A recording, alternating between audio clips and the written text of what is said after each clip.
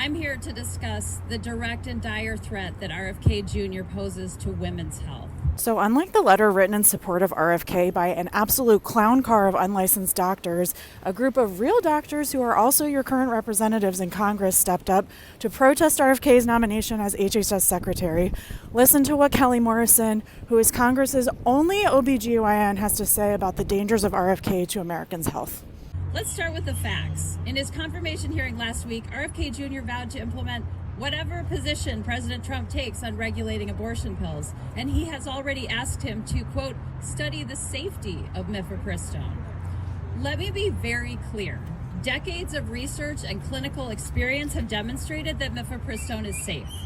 Its safety is undisputed by medical experts. For my entire career as an OBGYN, more than 20 years, doctors have been prescribing and patients have been taking mifepristone safely and routinely. No other safe and legal medication in America is being targeted like this medication is. We have to be clear-eyed about the threat before us. In his role as HHS Secretary, RFK Jr., at the direction of President Trump, could increase restrictions on the abortion pill.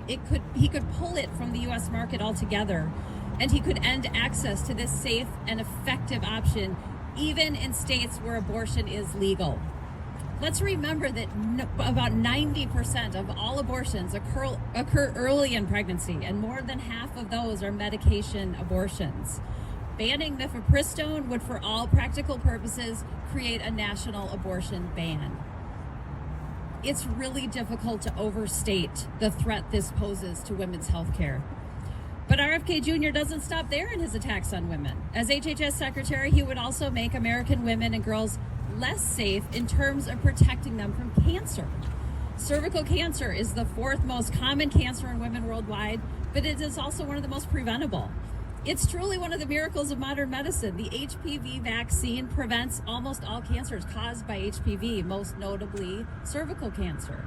But once again, in direct opposition to scientific research and medical experts, RFK Jr. has played a leading role in undermining trust in the HPV vaccine by propagating misinformation about it.